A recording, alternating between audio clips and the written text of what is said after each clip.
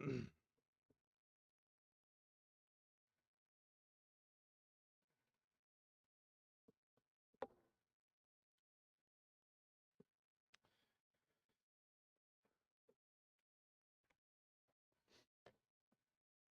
right, good morning. It's good to see everyone.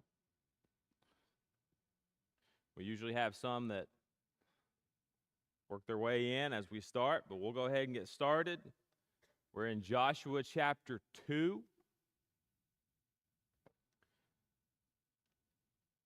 My plan is to work our way through the whole chapter. It's not lengthy. It is a familiar account to, I would assume, most of us. It's Rahab the harlot. And so, but if there's anything I've learned preaching, things don't always go as planned. But we'll try to cover the whole chapter, chapter 2. In chapter 1, Joshua, as we spent time last Sunday, Joshua is called by God to lead Israel. Moses has died. And throughout the book of Joshua, they will conquer the land of Canaan. And in doing so, they will conquer cities of the Canaanites, one being Jericho. And we are not to that chapter yet. I think that's chapter 6 or chapter 7, where they will march around the city. But in chapter 2, there's 2 spies that go out. And Rahab the harlot's introduced. And she's a Gentile. She's a proselyte, meaning that she converts over to the religion of Judaism. She is a Gentile. And so chapter 2, let's begin. I've debated if I should read it in its entirety. I don't want to do that. It's a little lengthy. So let's read verse 1 through maybe 14. Break it up. Chapter 2, verse 1. Now Joshua the son of Nun sent out 2 men from Acacia Grove to spy secretly, saying, "Go view the land, especially Jericho." So they went and came to the house of a harlot named Rahab and lodged there. And it was told the king of Jericho, saying, "Behold, men have come here tonight from the children of Israel to search out the country." So the king of Jericho sent to Rahab, saying, "Bring out the men who have come to you, who have entered your house, for they have come to search out all the country." Then the woman took the 2 men and hid them. So she said, "Yes, the men came to me, but I did not know where they were from. And it happened as the gate was being shut, when it was dark, that the men went out. Where the men went, I do not know. Pursue them quickly, for you may overtake them." But she had brought them up to the roof and hidden them under stalks of flax, which she had laid in order on the roof. Then the men pursued them by the road to Jericho, to the fords, and as soon as those who pursued them had gone out, they shut the gate. Let's stop there. I think that's a good little section here. Maybe cut it into quarters. Let's back up to verse 1. And Joshua the son of Nun. So there we have a reference to Joshua's father. Joshua the son of Nun sent 2 men from Acacia Grove to spy secretly, saying, "Go view the land, especially Jericho." So they went out and came to the house of a harlot named Rahab and lodged there. This is not the first time that spies have been sent into the land. Remember the 12 spies that were sent to spy out the land of Canaan, Joshua being one of those spies. And so here he sends 2 spies into the land to spy it out, especially to spy out the land or the city of Jericho. Now, we do not know the name of these two spies. They're not given.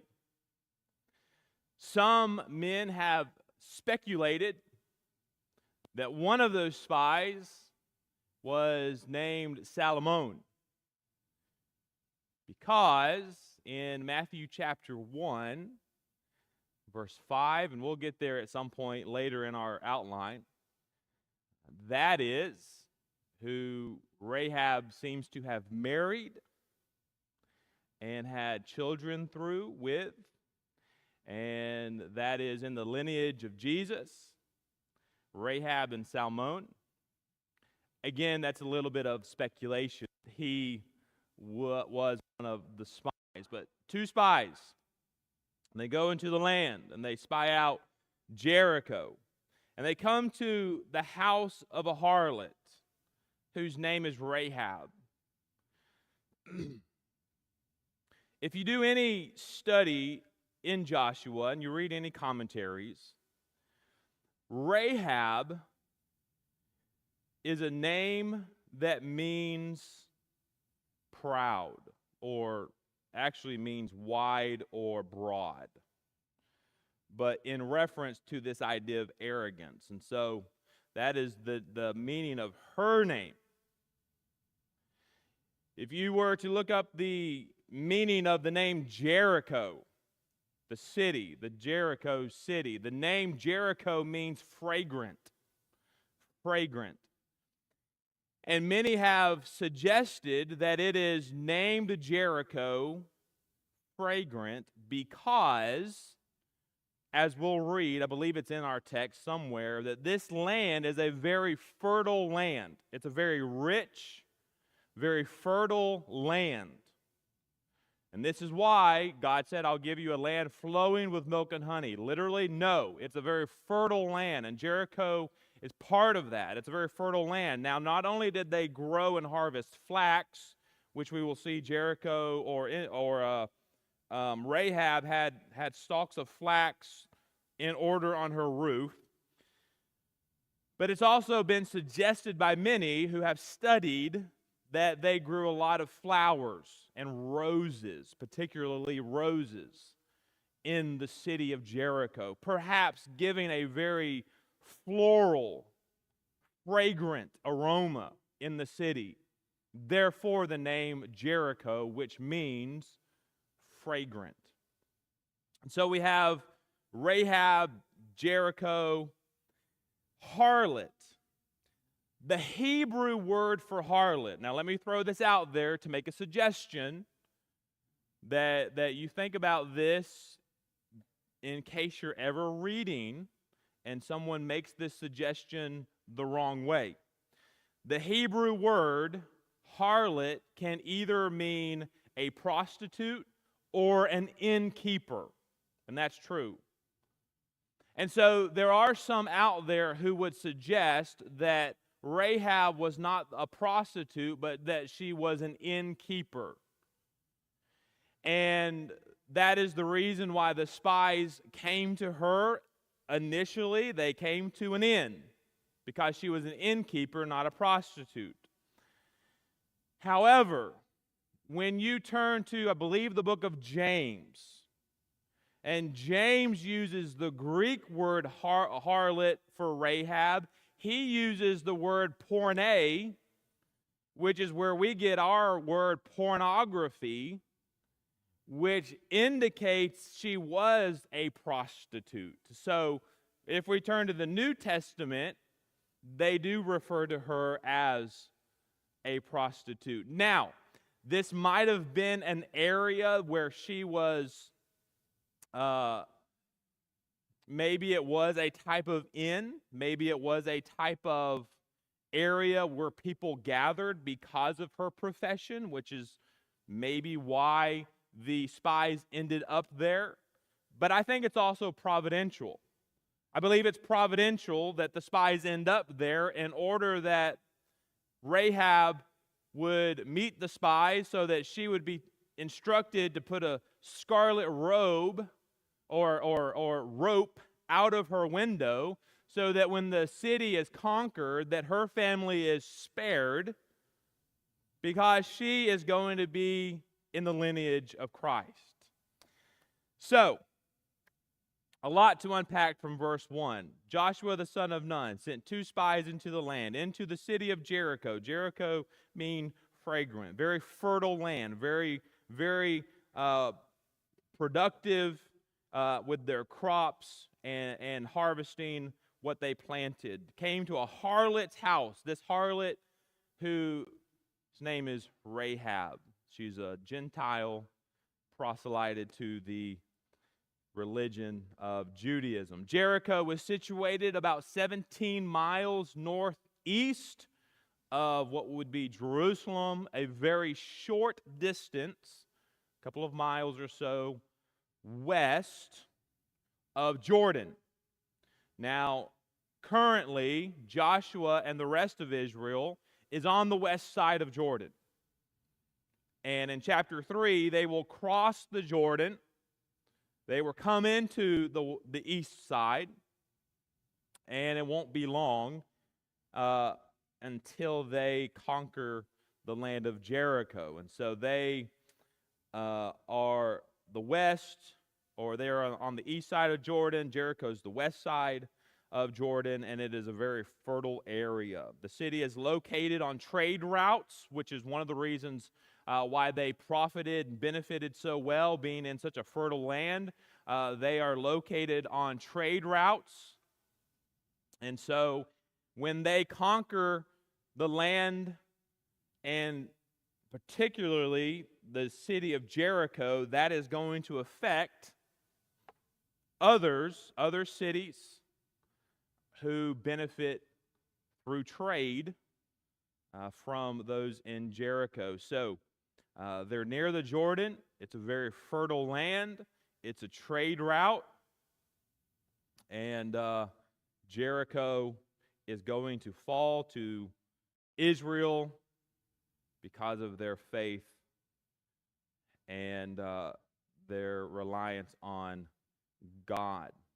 Now, we don't have this mentioned yet, and so I'm getting a little bit ahead of myself, but as Rahab lives in the city of Jericho, her house is on the inner wall, as many of the citizens' houses most likely were, built into the wall that surrounded the city. And there is a window there. Now, I've heard in times past, and I didn't put it in my notes for this class, but I've heard how thick the wall of Jericho supposedly was. And for some reason, 40 feet is in my mind. Is that right? How thick did they say the wall of Jericho was?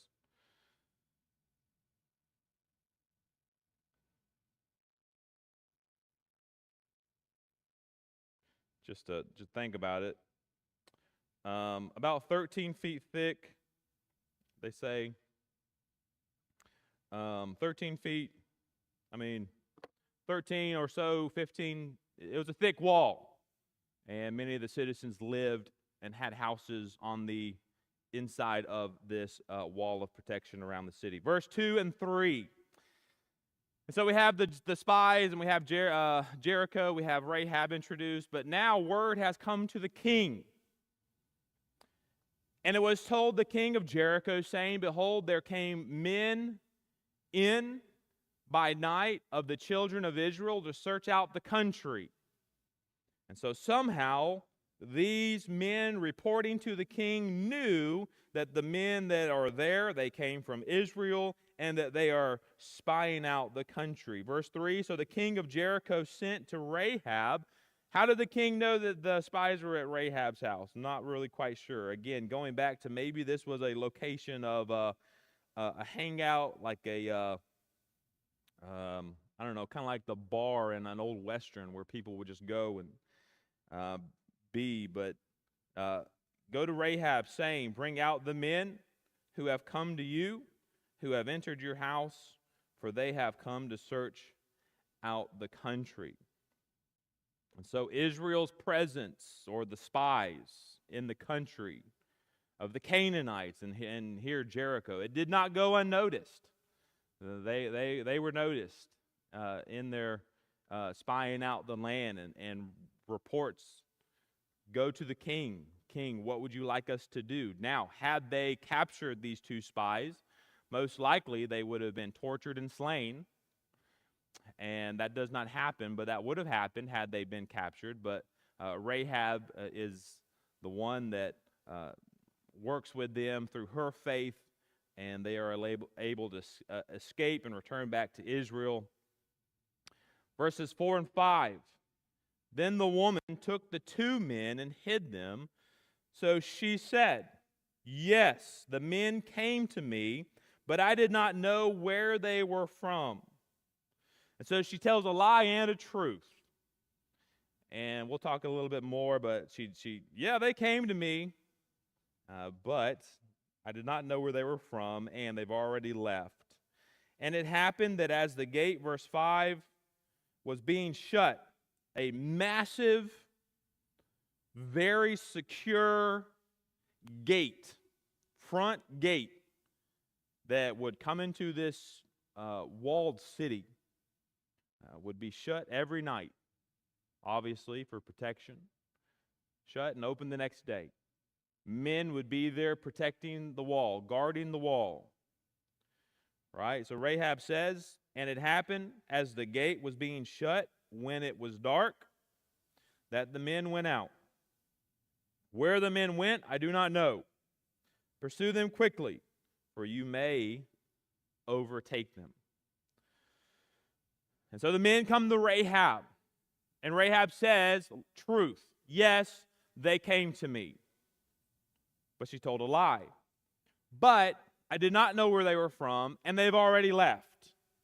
Now, there's a lot of people, even in the religious world, and I do not want to spend a whole lot of time here because I think we would all agree. However, there are a lot of even religious people who will turn to Rahab and try to argue that there are moments in our lives when lying is permissible. Situational ethics, we would call it. That in a certain situation, like Rahab here, lying is okay. What you got?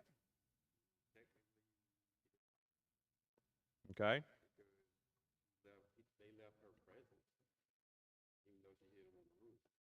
But well, she did say that they left the city, and they left by night, and that the men closed the gate. So all of that was a lie. And so you have individuals who will say, well, situational ethics. If you are in a situation where it is okay to lie, then it's okay to lie. Where you are doing something for the benefit of someone else or for yourself, or lying is okay. Lying is still lying, okay? Revelation 21:8, right? Lying is still a sin. And so Rahab is not justified here with her lying. It is still a lie. And so as Christians studying Joshua and chapter 2 and this passage, we cannot look at Rahab and justify situational ethics and say, well, you know, there are moments in our life where it is okay to lie, or it is okay, and you fill in any other sin. That's situational ethics. Rahab is not justified in the fact that she lied. She's justified later because of her faith, in spite of her lying to these men. And she has faith. She will continue to have faith. She will convert to Judaism, and she will be included in the lineage of Jesus. And then in Hebrews chapter 11, she will also be included there by the writer, whoever they are, because of her faith. In Hebrews chapter 11, But I want to throw that out there because it is more prominent than you may know. That someone will say, well, it's okay to lie when you're put in this position. And let's look at Rahab as that example. And that's, I think that's very inadequate and inappropriate interpretation of the text here and her lying to these men. Verse 4 and 5,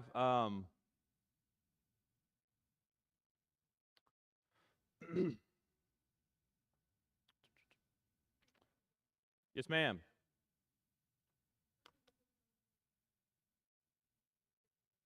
What's that?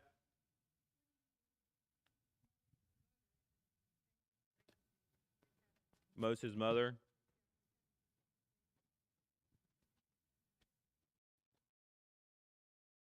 Where I put Moses' mother, good question. I'm just not sure if she lied in the process of that.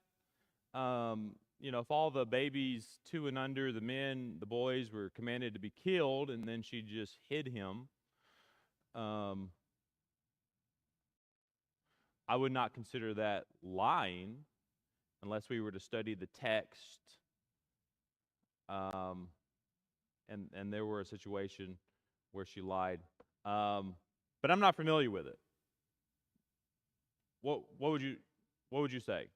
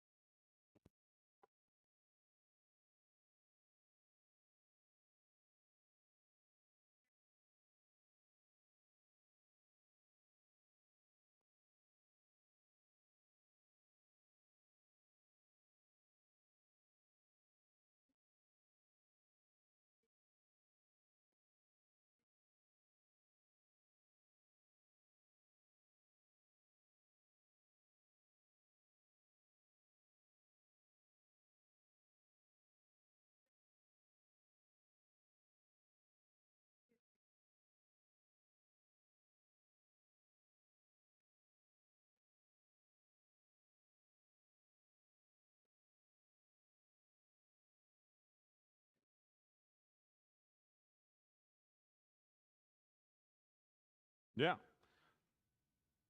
Good thoughts. Good points. Yeah, go ahead.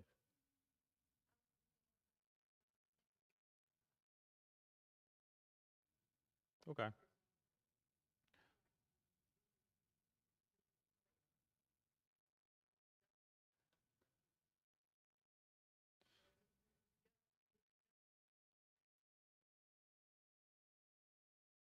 Okay.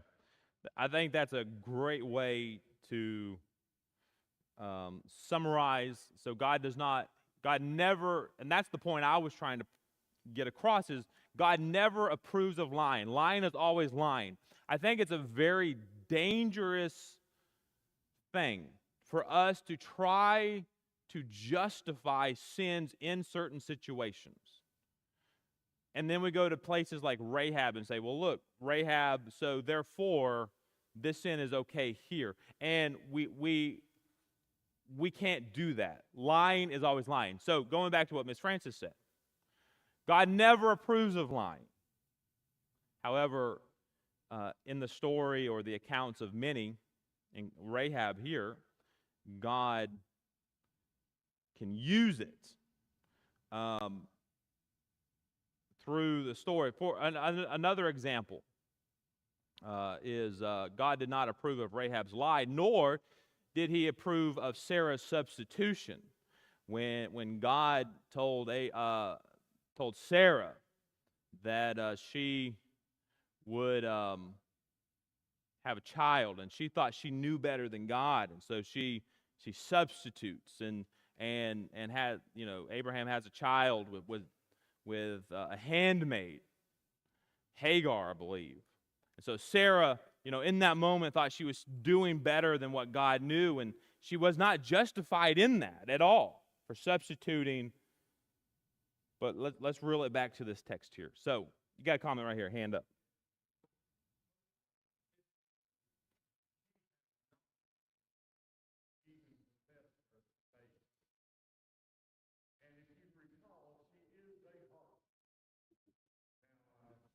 go back to Leviticus 18 and read that.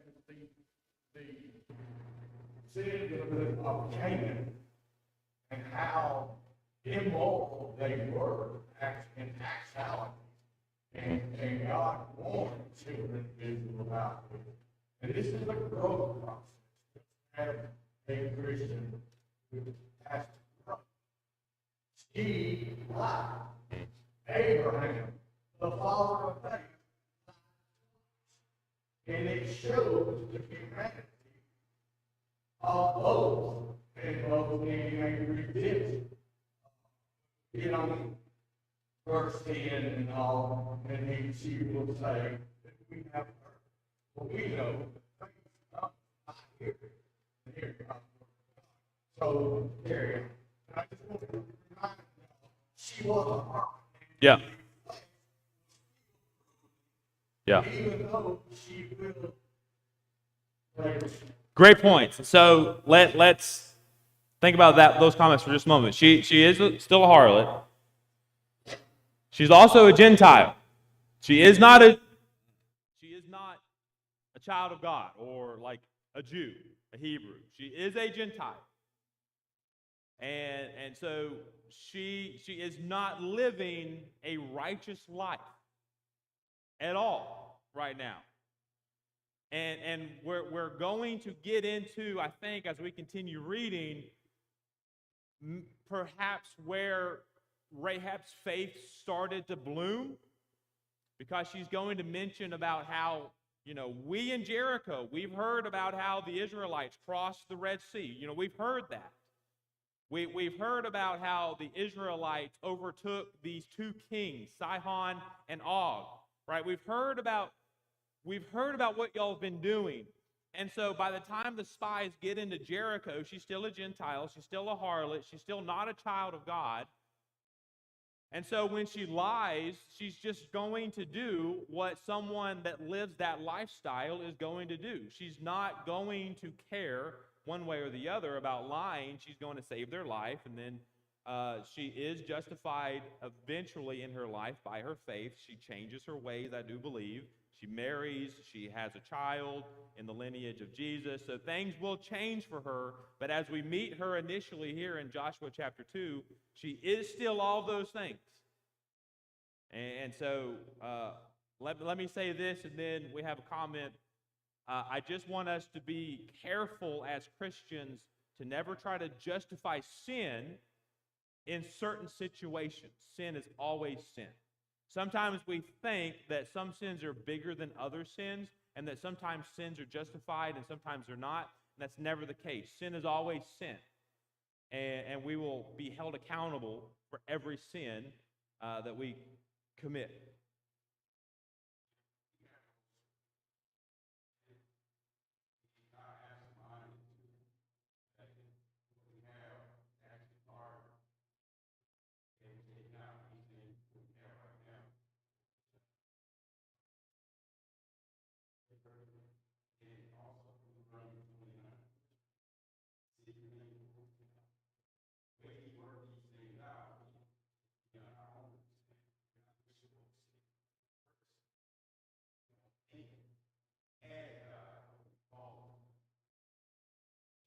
Absolutely.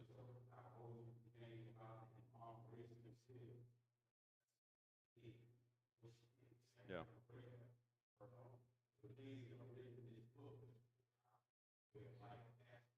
Mm-hmm.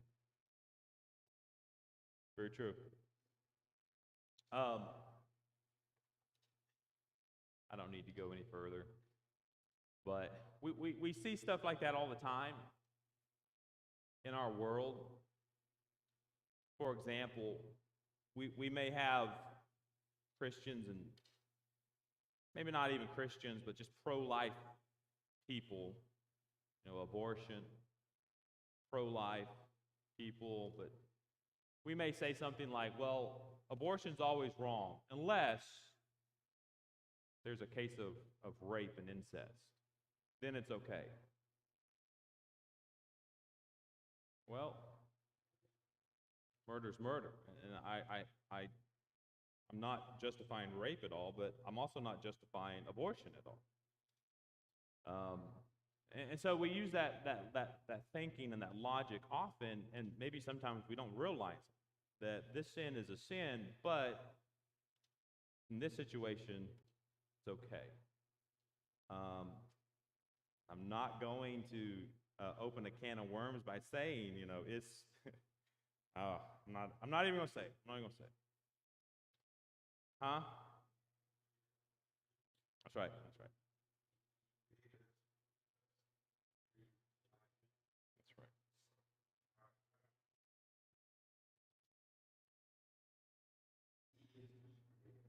Yeah, that's true.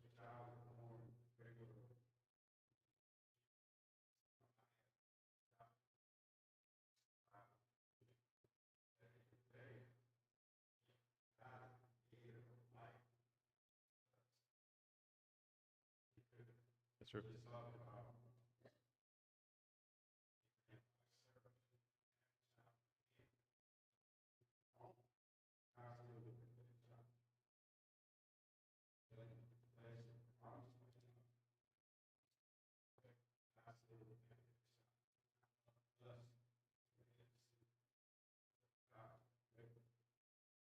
Yeah, absolutely. I appreciate those comments. All right, so let's just pick up the reading.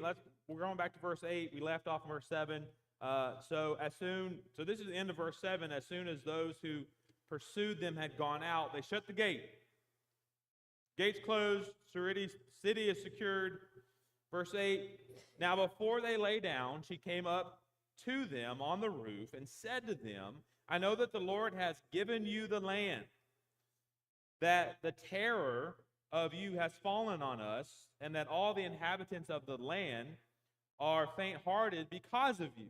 And we'll learn why, because they've heard the stories of what the Israelites have done. But I believe we're going to start seeing the faith that is developing in Rahab.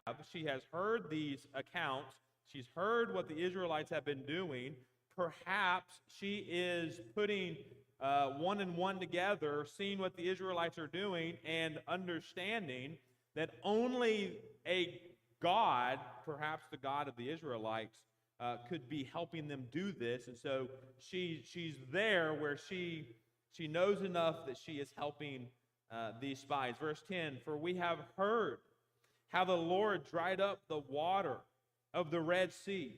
For when you came out of Egypt, and you did not, and what you did to the two kings of the Amorites, who were on the other side of the Jordan, Sihon and Og, when you utterly destroyed them. And as soon as we had heard these things, our hearts melted. Wonder why? I wonder if they thought, well, they're coming for us. I don't know. I mean, why else would their hearts melt, knowing, seeing, and hearing what the Israelites had done in overtaking these other two kings and crossing this Red Sea? Neither did there remain any more courage in anyone because of you. For the Lord your God, He is God of heaven above and on earth below. Do you see, do you hear the faith developing in Rahab? Verse 12, now therefore I beg you, swear to me by the Lord, since I have shown you kindness, that you also will show kindness to my father's house, and give me a true token, and spare my father, my mother, my brothers, my sisters, and all that they have, and deliver our lives from death. The spies, from what we have recorded, the spies have not said anything to her about a destruction coming to her city. But she seems to know. She already seems to know. She's heard enough. She knows enough. She believes enough. She has seen what God has done. She's heard what the Israelites have done as they've continued westward. She knows their city is next. Make this token with me. Swear to me that you will spare my family. And so the men answer her, and they say, okay, we will, we shall. Here's what we need you to do. And I think it's brilliant. We have a comment right here. Do you want to make a comment?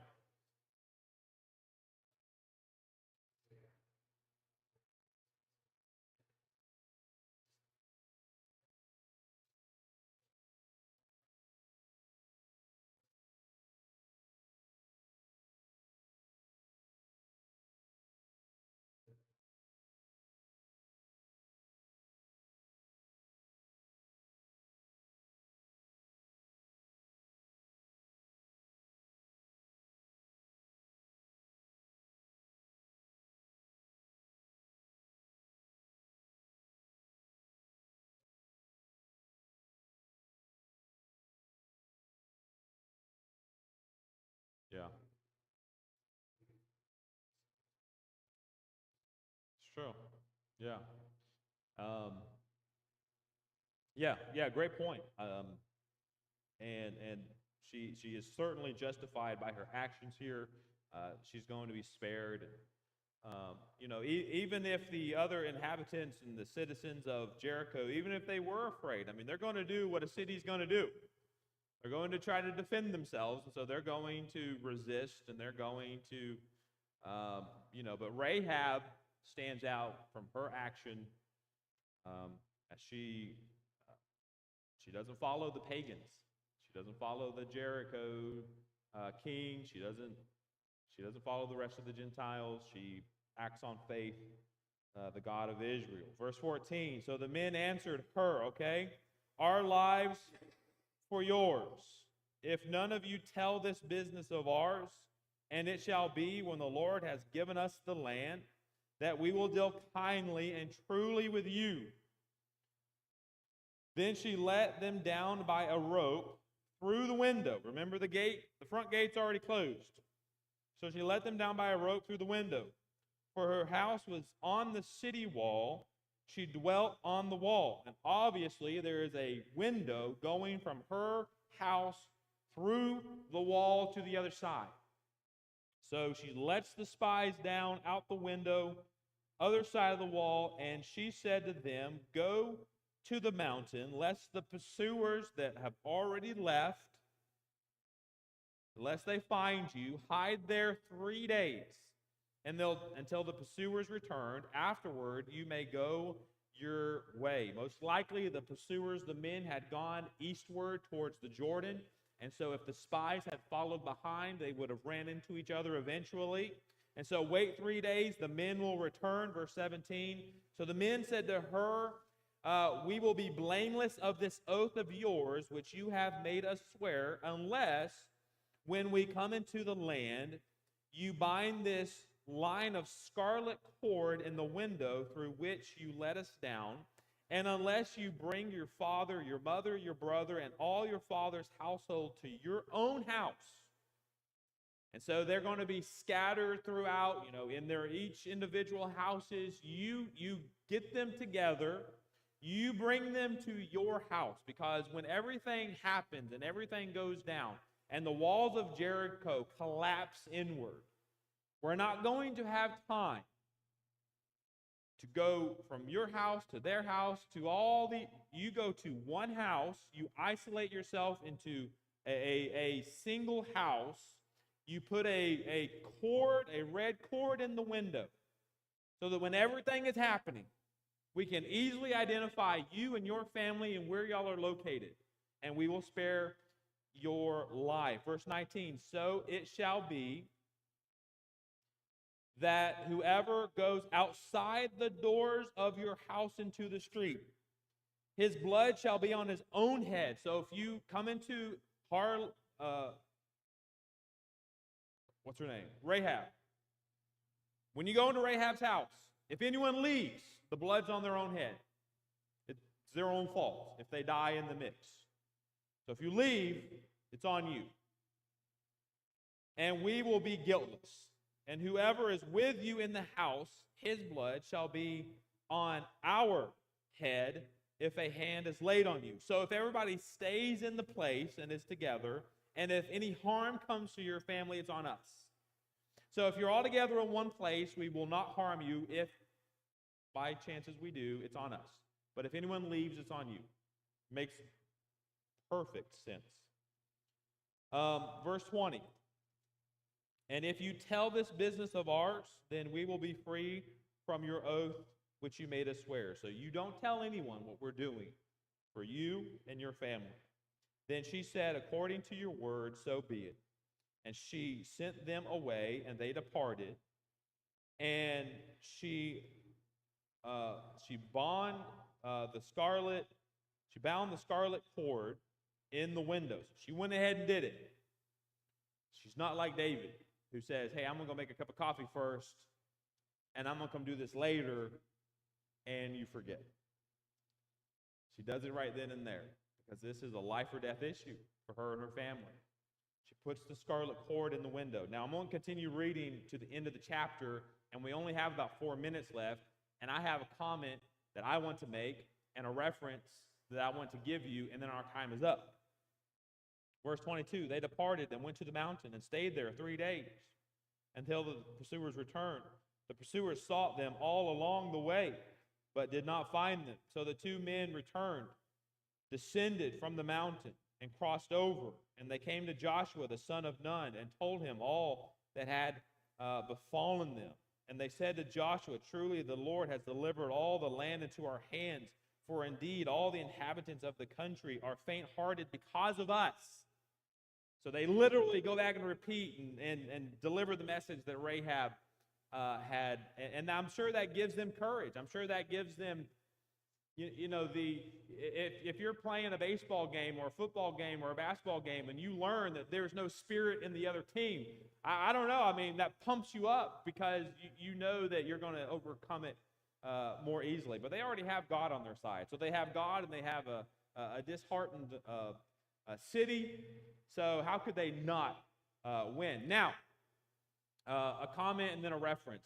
So they mentioned over here the destruction of the Amorite kings, Sihon and Og.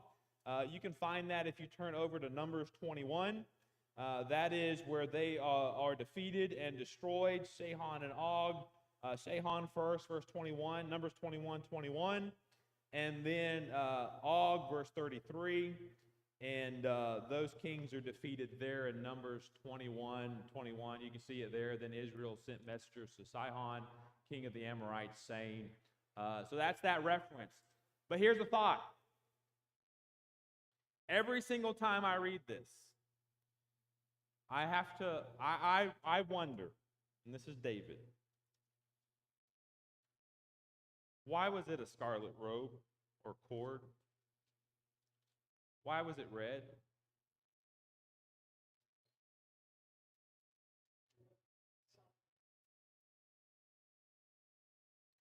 So Mitch says the Passover mimics it. Yeah.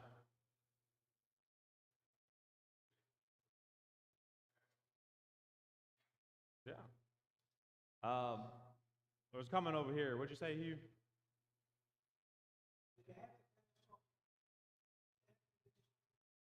Yeah, that happened in Egypt. Yeah, I do think there is I do think that this is intentional. I do think it ties to the passing over in Egypt. Put the red blood on the door, and when the death angel sees it, there will be a passing over. I think there is a significance in the deliverance here. The red, even pointing to the cross, the blood of Jesus. And how he's our deliverer. He delivers us. So I don't know if the text anywhere the Bible actually ever says it, but I have always read Rahab here and the scarlet cord and wondered if there was a connection in the red and the deliverance from the destruction of the city. Yes, sir. Yeah. Receive the blessings of God, Gentile. Mm. Yeah. True. Plus, so to help you understand, if you go back to Exodus and Deuteronomy and all, you can see the promises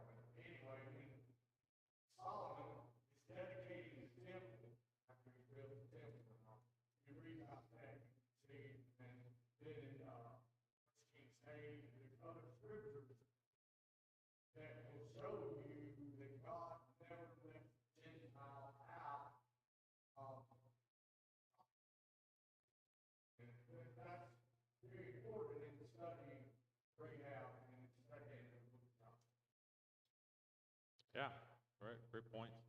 Yeah, I don't, well, we're past time, but I do often wonder if we think that in the Old Testament all the Jews went to heaven or will go to heaven and all the Gentiles. I don't, that's not the case at all. There are some Gentiles certainly that will be saved by faith. And all right, well, we're past time. I can't continue anymore. We got some stuff to do before worship, but thanks for being here, and you're dismissed. And see you at worship.